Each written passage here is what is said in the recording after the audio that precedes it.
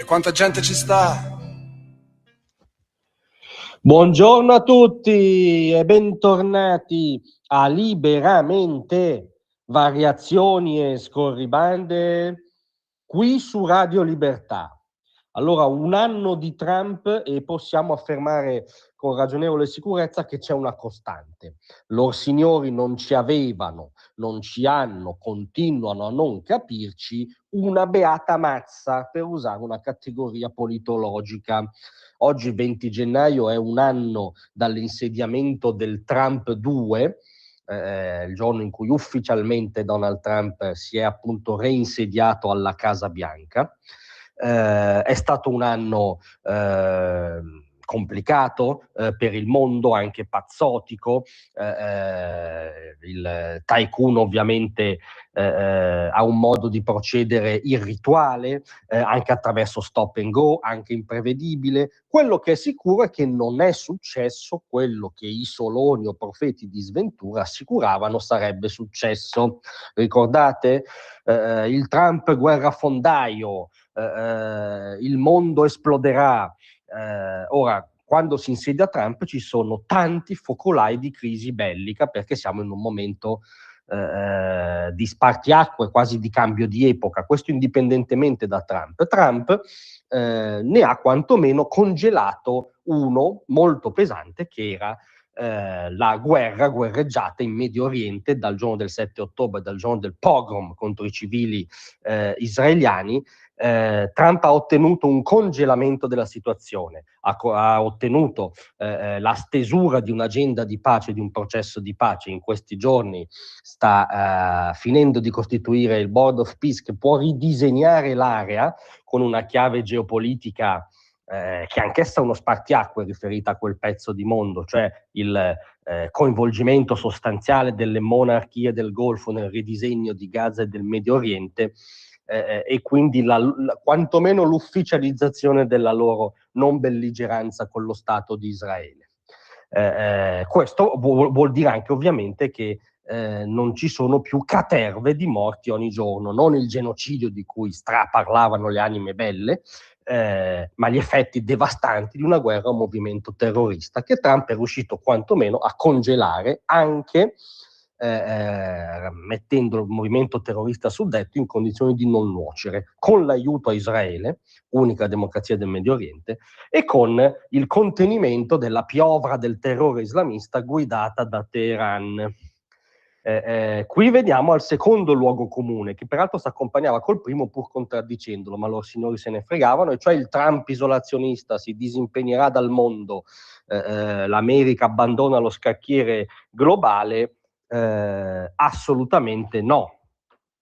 Il cosiddetto isolazionista, ricordiamo, ha mandato i bombardieri B-2 sui cieli iraniani e ha incenerito il programma nucleare iraniano, cioè ha impedito che un regime nazi islamico che teorizza la cancellazione dello Stato degli ebrei venga in breve tempo in possesso dell'atomica. Già questo varrebbe un Nobel per la pace in un mondo normale. Ha impedito un potenziale olocausto nucleare, perché quella è l'intenzione storica, peraltro addirittura dottrinale, degli ayatollah.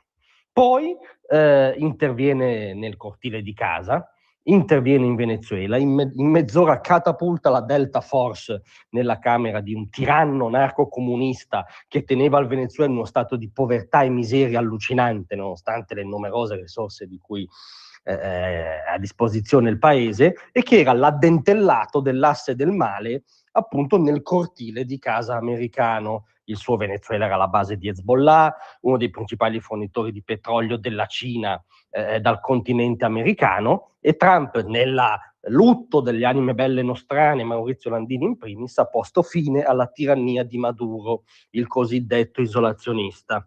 Poi c'era l'altra caricatura, che ormai è un sempreverde della letteratura antitrampiana, e cioè c'è il Trump putiniano, il Trump nemico delle società aperte, delle democrazie, che sono quelle all'interno delle quali ha potuto germogliare la sua ascesa di imprenditore, di tycoon tra l'altro, ma comunque per loro signori è una sorta di marionetta del Cremlino.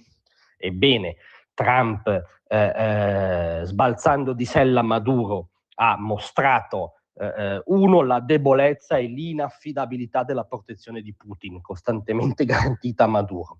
Due, gli ha tolto un alleato chiave nello scacchiere dell'emisfero occidentale. Tre, c'è la grande questione della Groenlandia, che ovviamente in questi giorni è raccontata come un caso di barbaro imperialismo yankee da cui l'Europa dovrebbe difendersi. Ora, l'Europa, appartenendo a quanto ci risulta oggi da un punto di vista geosimbolico all'Occidente, dovrebbe essere inquietata dall'attivismo russo sulla Groenlandia, che non si può essere avversari di Putin solo nelle steppe del Donbass, no? C'è uno scenario globale.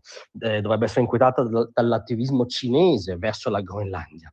Dovrebbe essere inquietata dal fatto che quel territorio ricchissimo di terre rare, porta d'accesso al continente americano, dove si giocherà gran parte della partita sulle risorse energetiche e sulle nuove tecnologie, e rispetto alle quali Russia e Cina hanno una flotta di rompighiaccio e sono meglio posizionate, quella cosa lì può essere difesa efficacemente solo dall'America. Trump sarà antipatico quando dice che i danesi hanno un paio di slitte da opporre all'Armata Rossa, ma insomma non va molto lontano dalla realtà.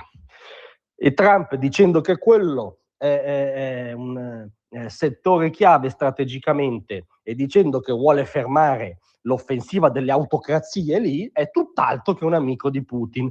Ora potremmo andare avanti all'infinito, parlare dell'economia interna, del fatto che l'apocalisse dei dazi non esiste, esiste il PIL americano che chiude l'anno al più 4,3%, ma tutto questo ci conferma per l'ennesima volta che anche dopo un anno di Trump 2, con tutti i difetti che può avere, piaccia o no il Trump vero, loro signori non ci avevano capito nulla, perché hanno sempre parlato della loro caricatura immaginaria.